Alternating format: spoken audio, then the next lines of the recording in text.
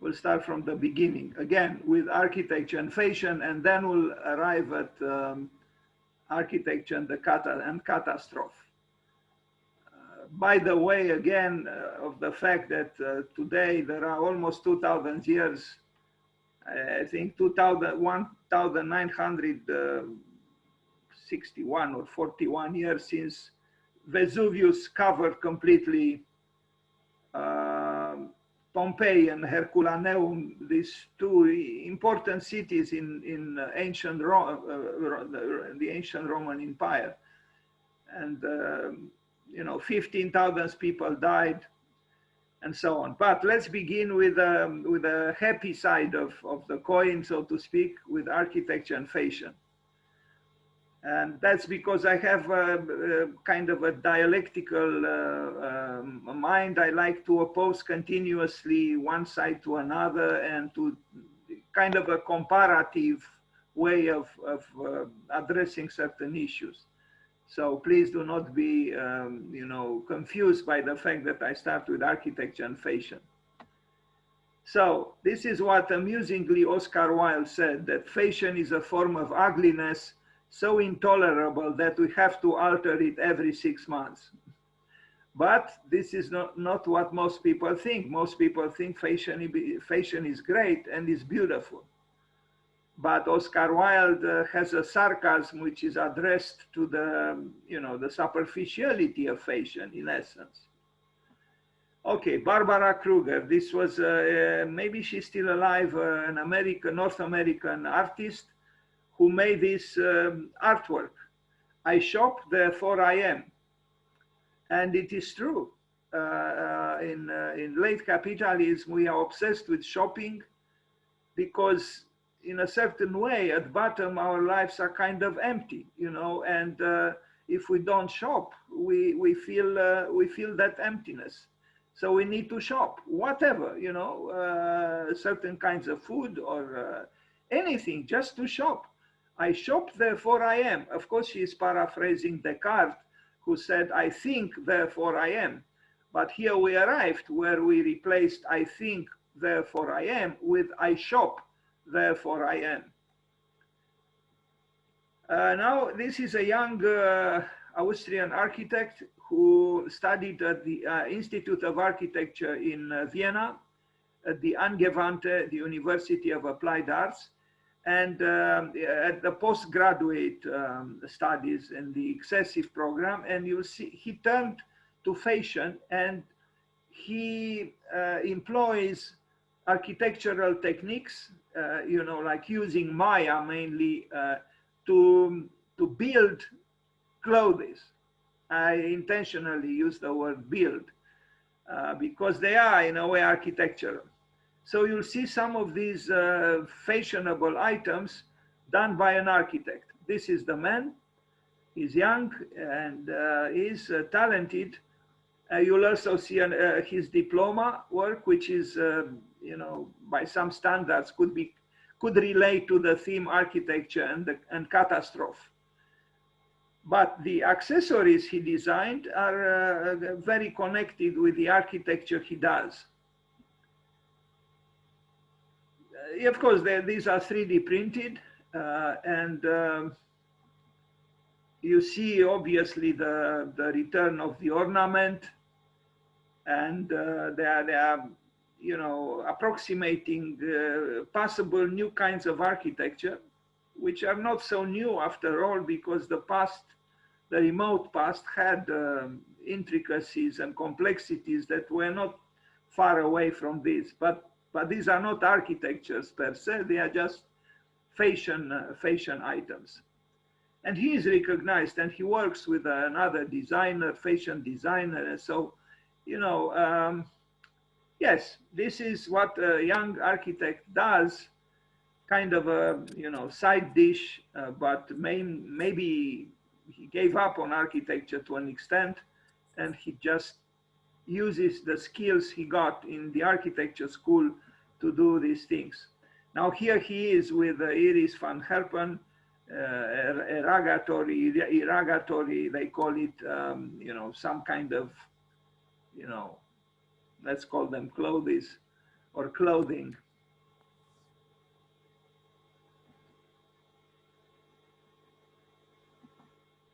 But the preoccupation with fashion is truly very intense these days. At least it was until the pandemic arrived. I mean, you know, the fashion shows very glamorous and, you know, very rich, and they happened very often. Why? Because I think essentially our lives are kind of boring, although there are many problems in the world, but instead of addressing them, or some of them, we prefer to forget about them by envisioning, because these are escapes from reality. This is what they are, this fashion.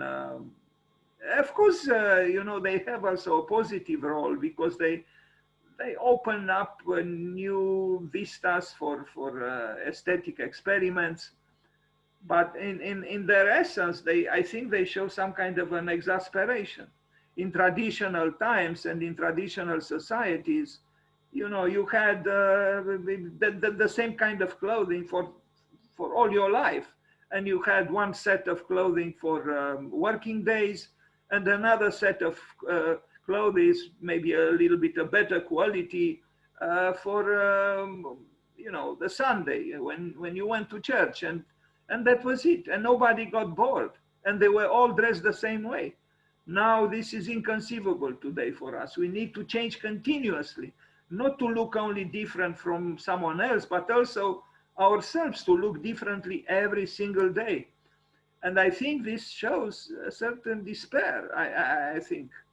This is a building, this is a fragment of his diploma work at the Angewandte in Vienna. And you see the relationship between his fashion items and his building. Okay, so this is his diploma work. The Vienna Concert Hall is an experiment on the degeneration of architectural primitives. So although we are talking about architecture and fashion, there is also some kind of a connection with the next presentation, which will be about architecture and catastrophe. And I don't know if you see very well, the images are a little bit small, but I think you can see. And you can see the catastrophe here, which it became fashionable in a way. You know, it's a broken up building, it's fragmented, it's distorted, is partly is ruined, and somehow it seems adequate for our time. So the two sides of the same coin, fashion and catastrophe, complement each other somehow. This is the section through the building. Yeah, so this was about this young Austrian architect. Now we look at some fashion by Zaha Hadid. She designed, as you know, shoes and bags and other things. She even had a department, a fashion department in her office, maybe still on that, I don't know, after she died. But I was told by someone who knew her and worked there that, you know, if she was invited to a certain, you know, party or meeting, she would design a new pair of shoes and she would go to this particular department in her office and tell them, make these shoes, make this bag. I need them by Friday or whatever. Anyway, so yes, fashion is appealing, you know, is taking us out of boredom, but it's only an illusion. And many times it's a delusion. And, you know, as such, it's problematic. So maybe Oscar Wilde was correct, you know, in his sarcasm. So this is a dress Zaha Hadid, you know, conceived. And I think at bottom she was also maybe disappointed by her very own life, despite the so-called success, or maybe even without so-called, because I think she was essentially very alone. Anyway, Rem Koolhaas, of course, he couldn't miss the chance to be part of a presentation about architecture and fashion. maybe you know this building he built in Seoul, the Prada transformer, which is kind of interesting, is this piece, I would almost call it, which rotates.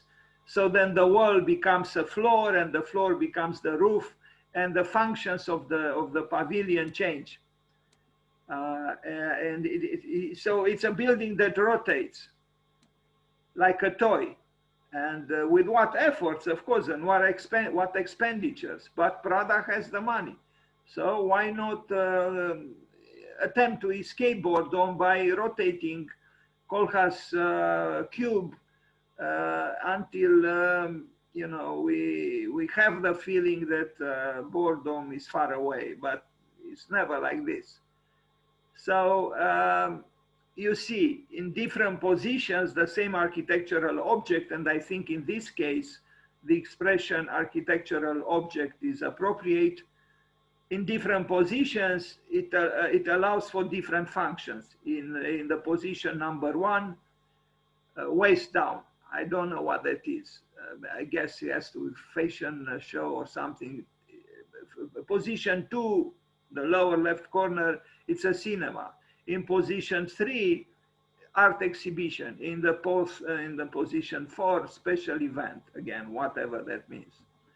And yes, it's interesting. But again, when you think about you know, the effort and the expenditures and so on, at a time when we talk about, well, it was built a few years ago, but still there is a little bit of frivolousness in it all, although yes, it is seductive, but it's also a commentary kind of on our lives today, when nothing is stable. There are no more you know, accepted truths. There is no tradition, and there are no foundations. This is a building without foundations. It rotates. It's a no. This is really an architectural object. But it functions. It functions. It doesn't matter the expenditures. Again, Prada has the money, so why not? We forget for a while about the catastrophe. We forget about Vesuvius. We forget about the eruptions and the lava that covered the city and 15,000 people died. We forget about the pandemic. We forget about climate change. And we are concerned with so-called beauty and with the continuously changing fashion. So anyway, I will arrive at some comments a little bit later. So at the peak of modernity, we arrived at these luxuries because they are luxuries, but behind the luxuries lurks a monster, I think. It's the monster of boredom, the monster even of a certain level of irresponsibility, in the name of so-called playing, but I don't call this an innocent play. I don't think it's innocent. It is seductive, and I like it to an extent myself, but I think it's a guilty play. It's not an innocent play. This is, you know, here you have the so-called architectural object by Kohlhaas, and here you have the church Saint-Pierre de Firminy-Vert by Le Corbusier. This is mobile and dynamic, this is static. But, you know, we could compare them. Here we have fashion, here we have God or religion. Regardless if, you know, you truly believe in God or not, or what kind of God, but the building itself was built for that function. So fashion, religion, fashion, religion. You could almost say fashion and catastrophe, although this is to push a little bit too far the relationship between religion and catastrophe. Anyway, so this is how it looks like at the interior. It is interesting, but again, some questions could arise and perhaps should arise.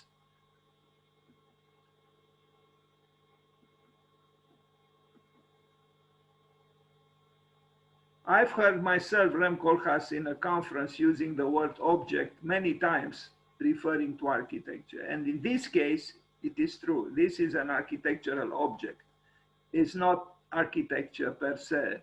It's an architectural object. I think a building which deserves its name as architecture cannot accept the word or the description object.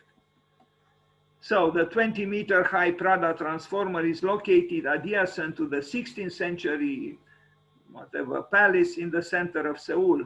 The pavilion consists of 4 basic geometric shapes: a circle, a cross, a hexagon, a rectangle, leaning together and wrapped in a translucent membrane.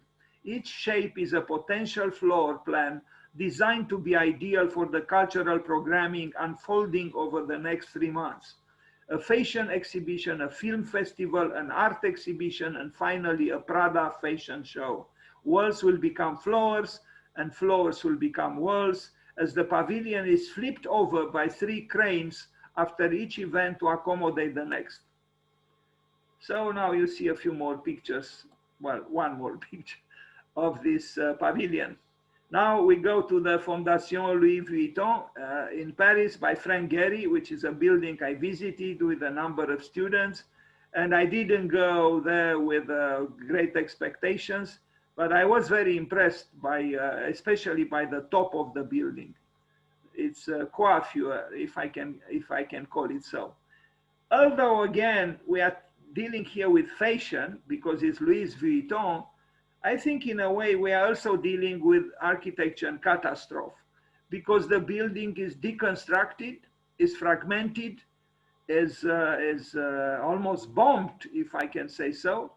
And it is very impressive, I confess. I was very impressed at the very top where that unbelievable structure is very coherent and at the same time very chaotic. Yes, at the base of it all stands the bag, the Louis Vuitton bag. You know, just a bag, a fashion bag. Of course, it costs a lot. You know, that bag costs thousands and thousands of euros. That's how this building came into being. But isn't it strange that instead of offering some kind of a certitude, it offers instability? So even architecture became unstable, nourished at bottom by an unstable fashion, which is in its very essence unstable because it has to change, as Oscar Wilde said, every 6 months. This is the plan of the building. It is a little bit kind of like a fish. Maybe, you know, Frank Gehry was obsessed and maybe still is by the fish. Maybe even somewhere in a religious way, maybe, although his religion is not Christian, but yes, very interested in the fish. Now look at this. It is to me it is amazing that this was built, and it is built very coherently and very well. And it's very complicated. I mean, try to imagine these beams are, you know, they are curved and sometimes a very slight curvature, you know, like here. You couldn't, I mean, you couldn't even draw this manually, forget about building it. And there are incredible articulations here where all these architectural elements meet in a, no, truly, it is an amazing work. And without the technology that he uses, this would not have been possible.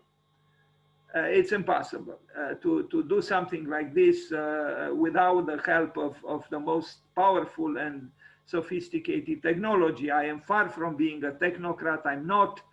But I admire, you know, when works of such complexity come into being. Look at this. Look just at this detail, and it's one of many. You know, I mean, how could you draw this? How could you even draw this manually? You can't. And it's done. It's built. It was done rigorously. That, you know, they had to be very precise. And they are very precise. So here you have, through the most precise means, arrive at some kind of a chaotic architecture. And look at the scale. I mean, you know, some of these constructive elements are, you know, The width is as the height of a human being. They are huge.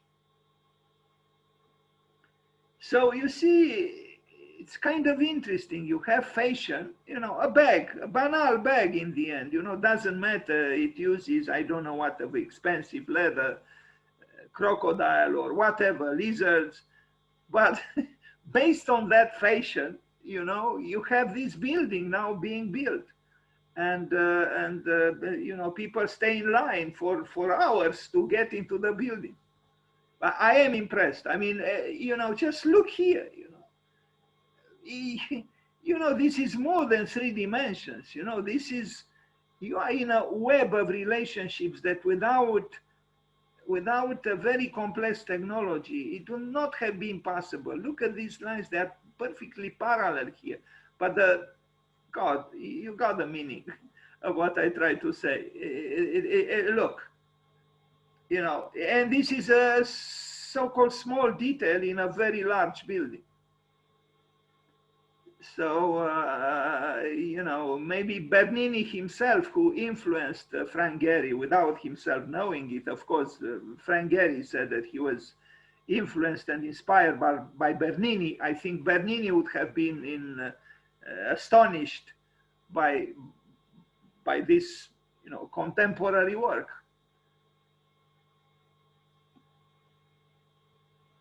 I mean, I can look at this for hours and still be amazed. Just this detail, or this, you know. How do you do this?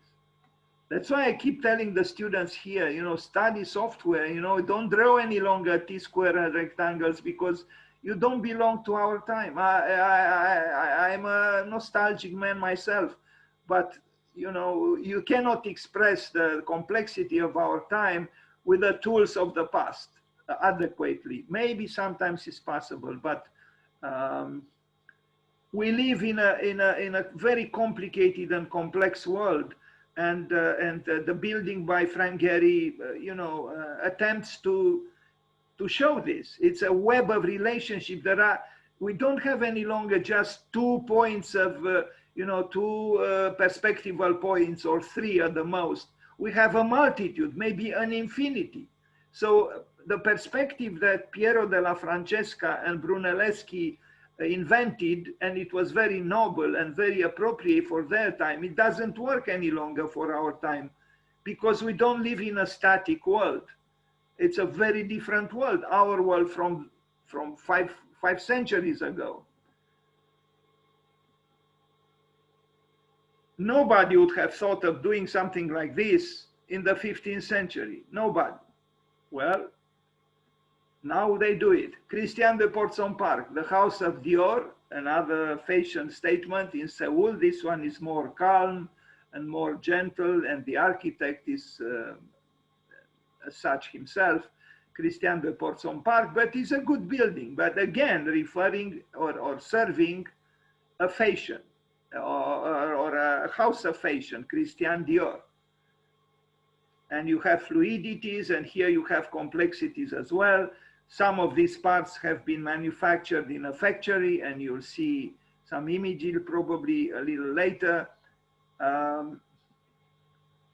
But essentially, it's the same thing. I shop, therefore I am.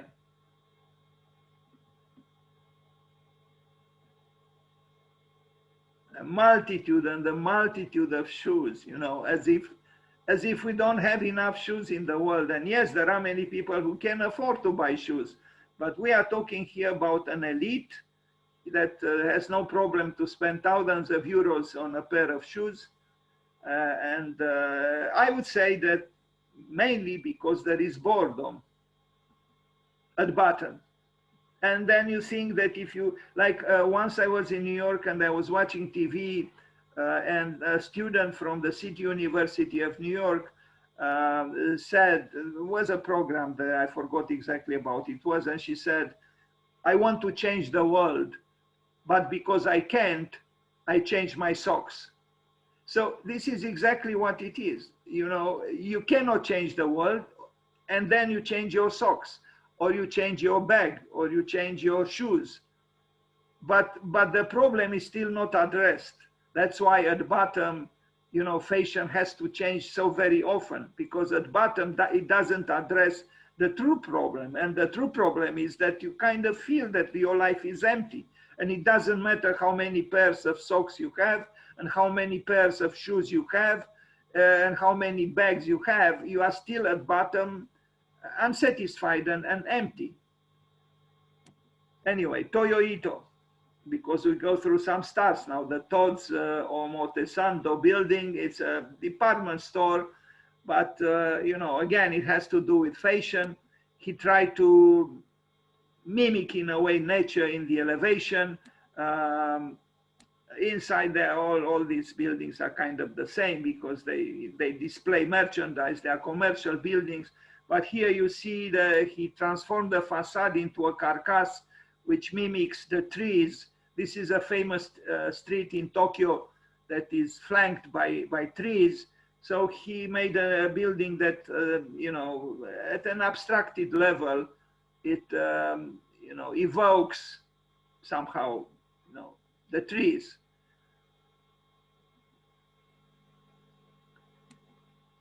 But someone more traditional in his or her perception would feel the catastrophe here too, because, you know, it's not any longer the vertical and the horizontal, so very reassuring in the, you know, clear-cut dialogue. Here we have, you see, diagonals and the madness of, you know, it's kind of a, you know, doodle or doodled facade. It's disorienting to an extent.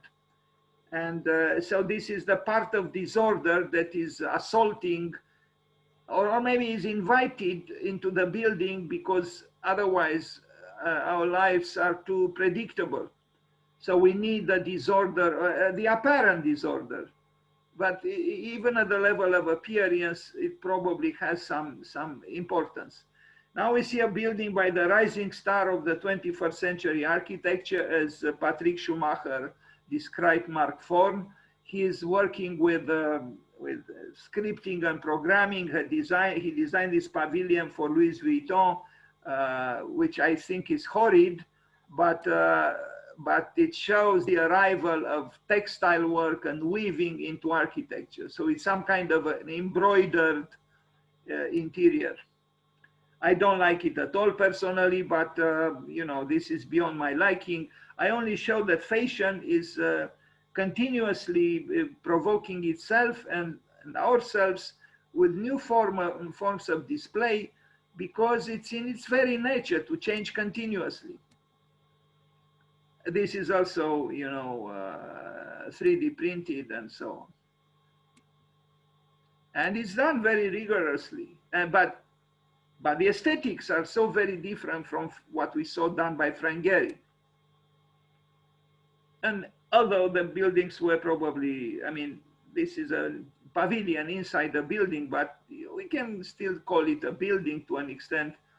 It was, you know, in synchronicity with Louis Vuitton building in Paris by Frank Gehry, almost done at around the same time. But they are very different from each other. Now, Studio Fuchsias, Massimiliano Fuchsias and his wife, the Giorgio Armani store in New York, has a very, you know, turbulent stair, as you can see it, because fashion needs turbulence, it needs scandal, it needs shock. And it's the shock of the catastrophe in a way, you know, but it's a masked catastrophe. You know, the catastrophe is not faced openly, but obliquely, and it's in a way an attempt to escape catastrophe by addressing it in a masked way, I think. Anyway, so the building is placid, it's Cartesian, but inside you have the turbulence of the staircase, which wants to, sometimes it even wants to frighten you, not particularly Fuchsias. Peter Eisenman, he even said, "en terror firma," meaning with you know, firmly anchored in terror. Here is a little bit different, but still the attempt is to to agitate you. And this turbulence refers in a way to the next presentation I'm going to make, which is about architecture and the catastrophe or danger. Paradoxically, here we bring danger in the house of the lack of danger, the house of fashion, because fashion is in a way the very opposite of danger. It only mimics danger through the scandal of its appearance. You know, and sometimes, yes, the fashion shows are scandalous. They are, you know, provocative, but at a very superficial level.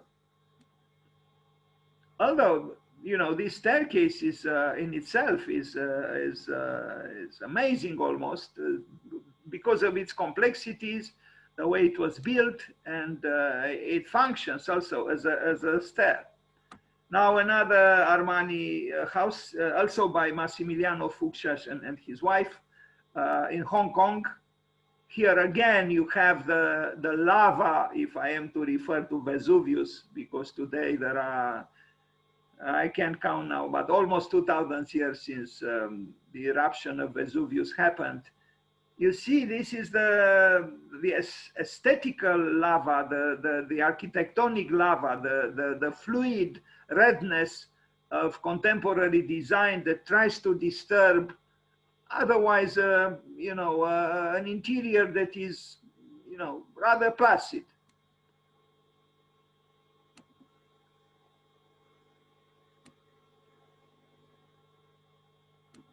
So the same architects as in the previous Armani store, they are friends actually, Armani with Massimiliano Fuchsas.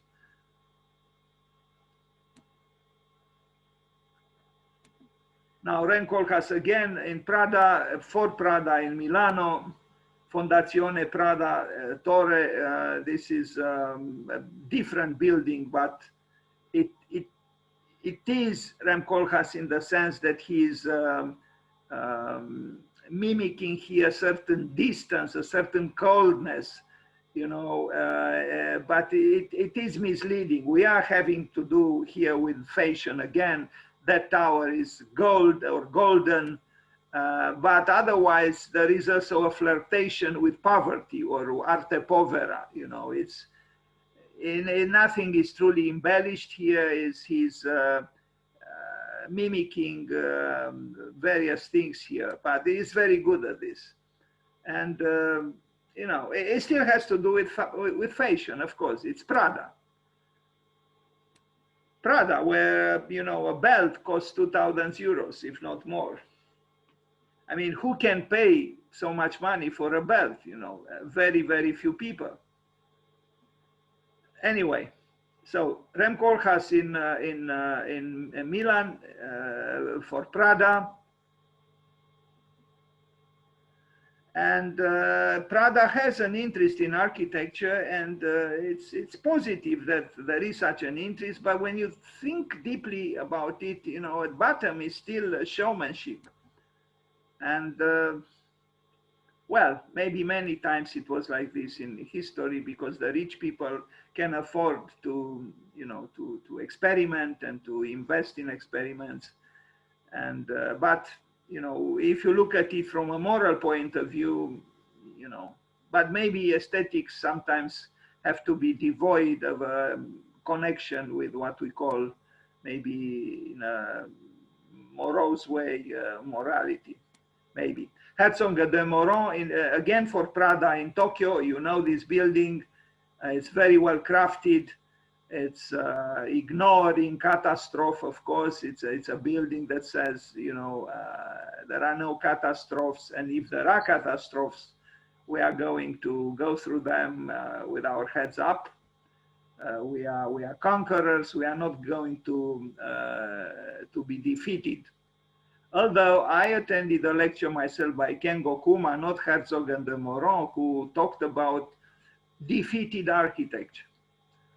Because the tsunami, I don't know, some years ago in Japan, defeated architecture and defeated also many people who died and many who disappeared and many buildings were destroyed. So we are still vulnerable, besides our exhibitionism, architectural or otherwise.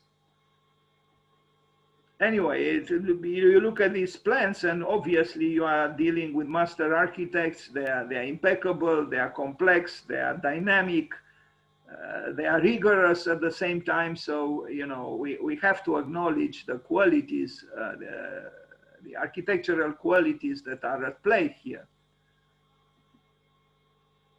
Everything is very well done. There are diagonals here pointing towards some kind of, if not disaster, but some kind of, you know, distortions that, you know, without which life perhaps is not, it cannot be. But again, when you think about it, you know, you have this architectural accomplishment, housing what, you know, housing these little shoes, which might be magnificent, but in essence is about commerce, is about merchandise, is about selling and buying, is about what Barbara Kruger said, I shop, therefore I am. And this is not enough to legitimize a life. That's the problem. We cannot continue in this way. We are ruining the earth for what? For new pairs of shoes, for new bags, you know, and in a way, the architects express this dilemma. You know, we have buildings that seem to be almost falling apart, almost like the Fondation Louis Vuitton by Frank Gehry. And because in essence, they cannot sustain themselves through the activities that actually generated these buildings.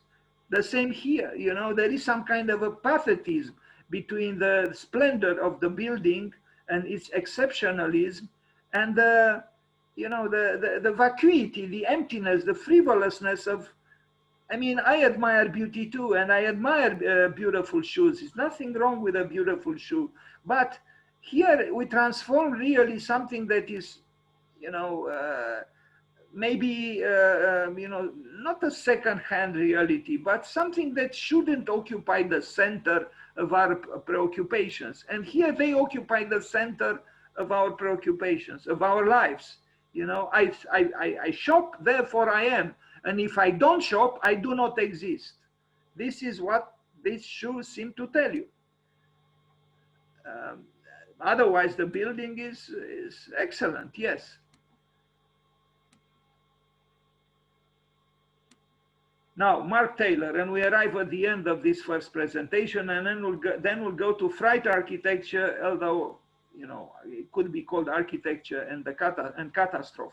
Mark Taylor is, I imagine he's still alive, a theoretician of contemporary issues in culture, in art, even in religion. And he published a book, This is the Man. I found out about him when I attended some lectures at Columbia University in New York, and Bernard Tschumi invited him to talk about a book he was writing at the time called Hiding. This was the book, and I had it. Unfortunately, I gave it to someone and it disappeared. It's a book about the relationship between fashion and religion, in a sense. But it's also about postmodernism in various ways. And we'll talk a little bit about this book, because it's a transition between fashion and catastrophe, in a way. So in the age of information, media, and virtuality is transforming every aspect of human experience. Questions that have long haunted the philosophical imagination are becoming urgent practical concerns. Where does the natural end and the artificial begin? Is there a difference between the material and the immaterial? In his new work, Mark Taylor extends his ongoing investigation of postmodern worlds by critically examining a wide range of contemporary cultural practices. Nothing defines postmodernism so well as its refusal of depth, its emphasis on appearance and spectacle, its tendency to collapse a three-dimensional world in which image and reality are distinct into a two-dimensional world in which they merge. The postmodern world, Taylor argues, is a world of surfaces, Please remember this word, surfaces. And the postmodern condition is one of profound superficiality. And this is what fashion does. It expresses this surface that obsesses us. Just like Facebook. Well, what is a face? Is a surface. It's just bidimensional. The obsession people have today with Facebook is an obsession with surfaces and with a profound superficiality, because what Facebook does is a very superficial dialogue. People don't actually know each other in a deep way. No, it's all about exchanging the appearance of, data, so to speak. And the very name is very telling. Facebook, it's a face. It's just two-dimensional. I think Taylor, in its approach to this subject, is right. But you will see there is another side to this story. This is what Friedrich Nietzsche said. There are no beautiful surfaces without a terrible depth. Translated into our meeting today, or the naming of our meeting today, I could paraphrase by saying there are no beautiful fashions without a terrible catastrophe. This is exactly what Friedrich Nietzsche said. There are no beautiful surfaces without a terrible depth. For many cultural commentators, postmodernism's inescapable play of surfaces is cause of despair. Taylor, on the other hand, shows that the disappearance of depth in postmodern culture is actually a liberation replete with creative possibilities. Taylor introduces readers to a popular culture in which detectives, the postmodern heroes of Paul Auster and Dennis Potter, lift surfaces only to find more surfaces, and in which fashion advertising plays transparency against hiding.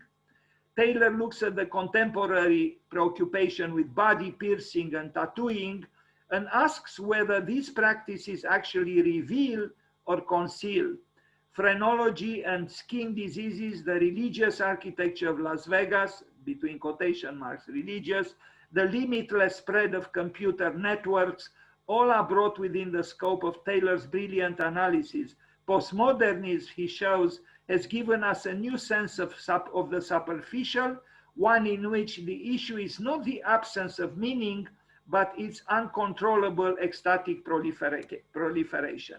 Embodying the very tendencies it analyzes, Hiding is unique, Hiding being this book, conceived and developed with well-known designers Michael Rock and Susan Sellers. This work transgresses the boundary that customarily separates graphic design from the story within a text. The product of nearly 3 decades of reflection and writing, Hiding opens a window on contemporary culture. To follow the remarkable course Taylor charts is to see both our present and past differently and to encounter a future as disorienting as it is alluring. And now we go to the second presentation, which is in a way about this hopefully never to arrive future, which is as disorienting as it is alluring.